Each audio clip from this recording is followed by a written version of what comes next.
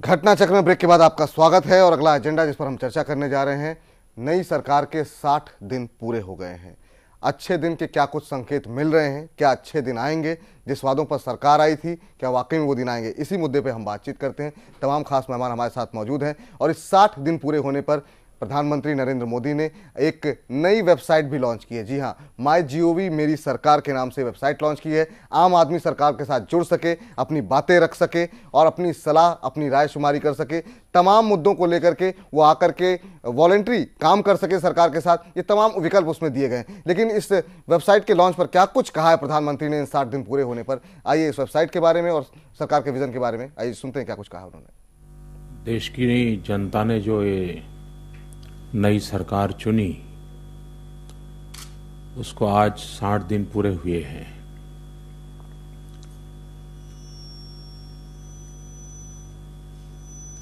अब तक हमारे देश में एक मानसिकता रही है कि सरकार चुनने के बाद जनता और सरकार के बीच में एक बहुत बड़ा अंतर महसूस होता है। एक प्रकार की खाई नजर आती है। लोकतंत्र की सफलता जन भागीदारी के बिना असंभव है और जन भागीदारी सिर्फ मतदान तक सीमित नहीं हो सकती। वो राष्ट्र की सभी आशा आकांक्षाओं की पूर्ति के लिए एक सबल सशक्त माध्यम बन सकता है। और इसलिए 60 दिन के अनुभव के बाद ये पाया गया कि देश के बहुत लोग हैं जो देश के लिए कुछ करना चाहते हैं। उनके पास विचारों की भरमार है। वे समय देने को तैयार है, वे जुड़ने को तैयार है, वे समस्याओं से जूझने के लिए तैयार है, वे अवसर की तलाश में है। टेक्नोलॉजी के माध्यम से तैयार किया गया प्लेटफॉर्म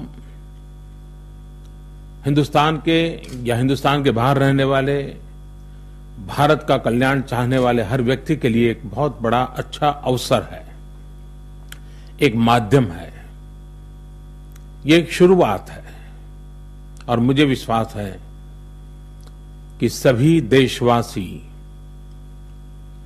इस पहल का स्वागत करेंगे और जुड़ेंगे।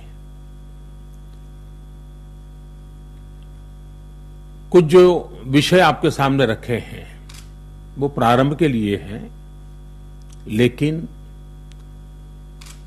और भी नए विषय जोड़े जा सकते हैं। ये जो प्लेटफॉर्म तैयार किया है उसकी भी कुछ कमियां आपको नजर आ सकती है। उसमें भी सुधार के लिए आप सुझाव दे सकते हैं। उसको भी अधिक स्ट्रेंथन करने के लिए आप सुझाव दे सकते हैं। और मुझे विश्वास है कि हम सब मिलकर के देश के गरीब से गरीब व्यक्ति की आशा आकांक्षाओं को पूरा करने के लिए देश को जितना आगे ले जाना पड़े, जितना आगे ले जा सके, हम अवश्य सफल होंगे। मेरा विश्वास मेरे विचारों में से पैदा नहीं हुआ है। मेरा विश्वास 125 करोड़ देशवासियों की शक्ति को मैं अनुभव करता हूं, उस सामर्थ्य को मैं पहचानता हूं, उसी में से पैदा हुआ है। और यही विश्वास है जो हमारे सपनों को पूरा करेगा। आपके विचार, आपकी अपेक्षा, आपका समर्थन, आपका सामर्थ्य, इसके लिए मैं इंतजार करता हूं। मैं आपकी प्रतीक्षा करता हूं। मैं आपसे स्वागत करने के लिए बाहें फैला करके खड़ा हूं। आइए, आपका समय दीजिए, आपकी सोच दीजिए, आपका सामर्थ्य दीजिए, आपका समर्थन दीजिए और हम सफलता को पाके रहेंगे। इस विश्वास के साथ मैं आपको आज सरकार के 60 दिन जब पूरे हो रहे हैं तब जुड़ने का एक अनोखा प्रयास लेकर के आया हूं। बहुत बहुत धन्यवाद। तो लोगों से तमाम कार्यों में जुड़ने की अपील, 60 दिनों के अंदर जो उनका अनुभव रहा है उसके आधार पर एक नया मौका लोगों के लिए है जो लोग कंट्रीब्यूट करना चाह रहे हैं देश के लिए। तमाम खास मेहमान हमारे साथ मौजूद हैं। नीता मिश्रा जी हैं, नेता कांग्रेस की, डॉक्टर दीपिका शर्मा है, नेता बीजेपी की, दिलीप के सिंह हमारे साथ मौजूद हैं, वरिष्ठ पत्रकार, ग्रुप राइटर जैन टीवी के, अवधेश कुमार जी हैं, वरिष्ठ पत्रकार, विष्णु गुप्त जी हमारे साथ मौजूद हैं, वरिष्ठ पत्रकार। अवधेश जी, पहला सवाल आपसे ही होगा। जब ये अभी हमने सुना, बहुत पॉजिटिव बातें की प्रधानमंत्री जी ने, लेकिन तमाम लोग जो अब कह रहे हैं वो कह रहे हैं कि बातें बड़ी अच्छी करते हैं मोदी जी, लेकिन ग्राउंड रियलिटी पे वो चीज़ें दिखाई नहीं दे रही हैं। तमाम लोग इस तरह की 2 महीने के बाद, क्योंकि इन्फ्लेशन, महंगाई दर के आंकड़े अगर हम देखें, सब्जियों की कीमतें लगातार बढ़ रही हैं।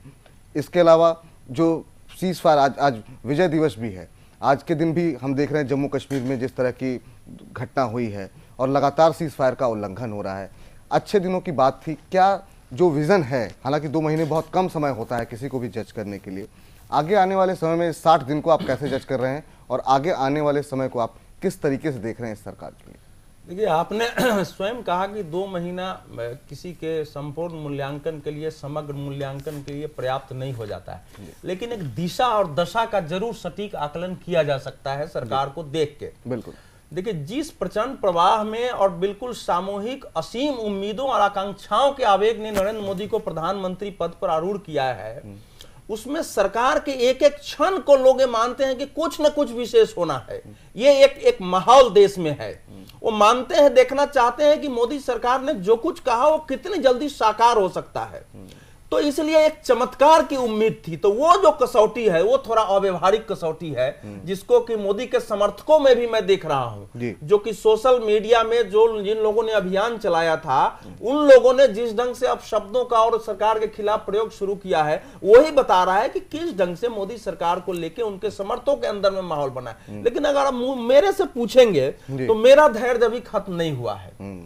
मैं ये मानता हूं कि देश के सामने मोदी को गंभीर चुनौतियां मिली हैं। 10 साल की यूपीए सरकार ने, ऐसा नहीं है कि सरकार ने काम नहीं किए हैं, देश में विदेश के स्तर पर बहुत सारे काम किए, लेकिन काम के समानांतर उसने ऐसी चुनौतियां खड़ा कर दी है जिनको मैं अभी रेखांकित इसलिए नहीं करूंगा कि हम लोग उस पर कई बार डिस्कस कर चुके हैं। बिल्कुल बिल्कुल। उन चुनौतियों को पहले तो उन चुनौतियों को चिन्हित करके और उनके निदान के उपाय ढूंढना सरकार की पहली प्राथमिकता रही है, जो कि सरकार ने करने की कोशिश की है।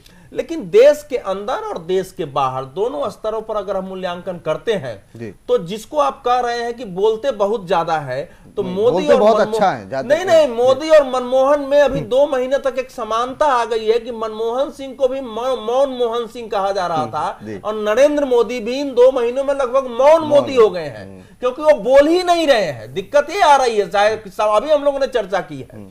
तो देश की जनता को विश्वास में लेने का जो सबसे बड़ा मोदी के पास आधार था, है व्यक्तित्व शक्ति, वो अगर लेके वो सामने नहीं आ रहे हैं, लोगों को समझा नहीं पा रहे हैं कि हमारे सामने कठिनाइयां क्या। केवल 2 बातें उन्होंने की है।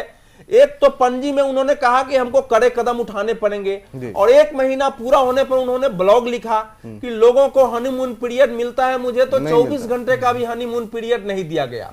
लेकिन वो देश के जनता के सामने नहीं आया। एक नहीं तो काम जैसे जीओएम खत्म करना हुआ, सीट की हुई, अभी करप्ट ऑफिसर नहीं बन सकते हैं क्योंकि उनकी रिपोर्ट ली जाएगी उनको प्रमोट करने के पहले या संयुक्त सचिव तक बनाने के पहले, उसने किया है। National centre for good governance के माध्यम से सुशासन का एक सेंटर बनाया है कि वहां से काम किया जाए। ऐसे मैं अनेक चीजें गिना सकता हूं। लेकिन जो मूल बात उन्होंने भाषण में कहा था, जो कल दिलीप जी से चर्चा हो रही थी, कि अगर आप कह रहे हैं कि गरीब हमारी प्राथमिकता है, तो आपकी नीति में बिल्कुल साफ है, झलकनी चाहिए, जो नहीं झलकी है अभी तक। जैसे आपने कई कदम उठाए, आपने किराए बढ़ाए या मान लीजिए कुछ बढ़ा रहे हैं, तो उसमें ये तो घोषणा करो कि भाई गरीबों के लिए इसमें हम थोड़ा कम कर रहे हैं। जैसे कल ये कह रहे थे कि 14% किया, तो कम से कम ये तो कर सकता था कि गरीबों के लिए 8% आप क्या दे रहे। दूसरी बात, कि अपने कार्यकर्ताओं को और जो लोग थे उनको विश्वास में लेने के लिए आपने क्या काम किया है। सबसे बड़ी दिक्कत जिस कसौटी पर अटल बिहारी वाजपेयी की सरकार फेल हुई और 2004 में लगभग वही स्थिति नरेंद्र मोदी की सरकार ने 2 महीने में की है। अगर इससे उबरते नहीं है तो मुझे फिर अंदेशा है कि फिर इस देश का और इस सरकार का क्या होगा। लेकिन मैंने धैर्य नहीं खोया है, क्योंकि नरेंद्र मोदी के रूप में देश में मैंने पहला प्रधानमंत्री देखा है जो आने के पहले सब कुछ सोच चुका है कि उसे करना क्या है एक एक बिंदु पर। इसलिए मुझे उम्मीद है कि कुछ न कुछ बेहतर वो आने पूर्व के कुछ प्रधानमंत्रियों से वो कर जाएंगे। विष्णु जी, आपसे जानना चाहेंगे कि क्या आप भी उतना ही भरोसा जता रहे हैं जितना अवधेश जी के जता रहे हैं? अवधेश जी का कहना है अभी वो, हालांकि इस समय भी बहुत कम हुआ है 2 महीने का, लेकिन लोगों के अंदर उम्मीदें इतनी ज़्यादा थी, खासतौर से महंगाई को लेकर के लोगों को उम्मीद थी कुछ ऐसा हो जाएगा जिससे इन्फ्लेशन कम होगी। लेकिन सब्जियों की कीमत आने के बाद ना सिर्फ सब्जियों की कीमत बढ़ी, बल्कि रेल किराया और पेट्रोल डीजल की कीमतें, ये जो कीमतें बढ़ी हैं उससे लोग और ज़्यादा परेशान हो गए। देखिए, मोदी के जो समर्थक हैं जी, और मोदी जिस बुनियाद पर प्रधानमंत्री बने हैं, जीते हैं, उसी बुनियाद पर वो तेजाब डाल रहे हैं। उनकी जो शुरुआत हुई है वही शुरुआत गलत हुई है। आप जिसको सबक सिखाने के लिए कह रहे थे उनको आप तलवे चाटने लगे। जिन मुद्दों पर आप चुनाव जीते हैं, आपने कहा तुष्टीकरण नहीं करूंगा, सबको सामान्य व्यवहार करूंगा।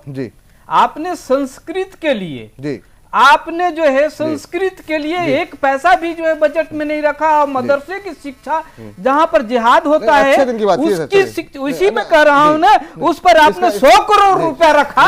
ये जो है नरेंद्र मोदी की बुनियाद को जो है खत्म करेगा। नरेंद्र मोदी के जो बुनियाद है उसको खत्म करेगा। और वो बुनियाद कैसे खत्म होगा, उसकी शुरुआत जो है उत्तराखंड से हुई है। और उत्तराखंड के जो है ना वो हिंदू जो है, जो उनके बुनियाद थे, जो वोटर थे, उन्होंने कांग्रेस की ओर वोट दिया और कहा कि मोदी अगर जो है तुष्टीकरण की नीति पर चलोगे तो मैं तुम्हें जमीन दोज कर दूंगा। और ये दृष्टि आप दिल्ली के चुनाव में भी देखिएगा, हरियाणा के चुनाव में भी देखिएगा। इसलिए मोदी के लिए उत्तराखंड का परिणाम एक सबक है जिसको सबक लेकर के अपनी नीतियों को सुधार करनी चाहिए। 3-4 मिनट हमारे पास है। नीता जी, संक्षेप में। जी दीपिका जी। नहीं, मैं विष्णु साहब जी की बात से सहमत नहीं हूँ कि लोकतंत्र है। चलिए, मुस्लिम एजुकेशन को 100 करोड़ दे दिया। और आपने संस्कृत को क्यों नहीं दिया? संस्कृत से क्या प्रॉब्लम है आपको? आपने जो है संस्कृत और हिंदुत्व को लेकर के आपने किया, बताइए। आपकी बात को किसी ने काटा नहीं। चलिए, विष्णु साहब, सबका साथ सबका विकास, तो संस्कृत का साथ क्यों लेके चला आपने? आपकी बात को किसी ने काटा नहीं। कहाँ है सबका विकास? कहाँ है आपका सबका विकास? आप बताइए ना। आप संस्कृत का विषय आप तलवे चाटने लगे जो है नवाज शरीफ का। सुन लीजिए, जो स्टेट की नीति है, जो स्टेट क्राफ्ट है, जो गुड गवर्नेंस है, जो सबको साथ देने वाली बात है, वो अवश्य होनी चाहिए, चाहे कोई भी सरकार हो। दूसरी बात यह है कि 10 साल के यूपीए के कुशासन, महंगाई और सीज़फायर उल्लंघन पे अगर आप 2 लाइन बोल दे तो फिर बिल्कुल, जहां तक महंगाई का सवाल है तो ये महंगाई तो ये यूपीए की 10 साल के इकोनॉमिक पैरालिसिस की वजह से हुई है। जहां तक सीज़फायर का सवाल है तो एक पड़ोसी देश को नियंत्रण में लाने के लिए सरकार को समय चाहिए। आप कैसे उम्मीद कर सकते हैं कि 60 दिनों में सरकार आई है और 60 दिनों में हमें पड़ोसी देश को हमारी शुरुआत हुई है। समय नहीं, जनता ने भी शुरुआत। चलिए, उत्तराखंड के जो रिजल्ट आए हैं जी, वो ये अच्छी तरह से दर्शाते हैं कि अब किस तरह से लोगों को भाजपा ने भ्रमित किया, भ्रमित करके झूठे वादे करके किस तरह से वो केंद्र में आए। ये उत्तराखंड के 3 अभी जो इलेक्शंस के वो आए वो अच्छी तरह दर्शाते। दूसरी बात, उन्होंने कहा मोदी जी ने अपने भाषण में गरीबों तक, अरे ये जो वेब पोर्टल बनाया गया है ये गरीबों कंप्यूटर कैसे ऑपरेट होगा। और सोशल मीडिया, अभी तक क्या भाजपा के पास अपनी वेबसाइट्स की कमी थी या सोशल मीडिया के माध्यम से उन तक क्या वो उनके लिए जो वॉलंटियर काम करना चाह रहे हैं नहीं पहुंच रही थी। ये केवल केवल शहरी लोगों की पार्टी है, ये कांग्रेस जब प्रवचन करती है बिजली और गरीबी का, केवल शहरी लोगों की पार्टी। दूसरी बात, पत्रकार होते हुए इन्होंने कह दिया हिंदू हमारा अगला कार्यक्रम शुरू है। इसके आगे अब मैं क्या कहूँ? किस आधार पर हो रही है ये सब? ये तो आपके 10 साल के पत्रकार होते हुए नतीजा है कि वो यही नहीं, वो इसका मतलब चलो आप आज नैतिक आधार पे नहीं है कुछ भी बोलने के लिए, और हमको केवल 60 दिन हुए, आपने 10 साल देश को लूटा है। दिलीप जी आखिरी कमेंट। केवल 60 दिन हुए हैं, उन्हें 60 महीनों का समय दिया है लोग, देश की जनता ने। 60 दिनों में संकेत जो मिल रहे हैं जी, अच्छे दिन आएंगे, इसके लिए हमें इंतजार करना पड़ेगा। चलिए ठीक है, अच्छे दिन आएंगे इसके लिए इंतजार करना होगा, लेकिन तमाम बड़े सवाल लोगों के मन में अभी भी हैं, चाहे वो महंगाई को लेकर हो, सीज़फायर को लेकर के। उम्मीद करते हैं आने वाले दिनों में जब 100 दिन पूरे होंगे तब इन तमाम सवालों के जवाब मिलते हुए दिखाई देंगे। फिलहाल मिलते हुए दिखाई देंगे, उम्मीद कर रहे हैं सर, उम्मीद चलिए उम्मीद कर रहे हैं। फिलहाल घटना चक्र में इतना ही। तमाम बड़ी खबरों के लिए आप देखते रहिए जहां टीवी। नमस्कार।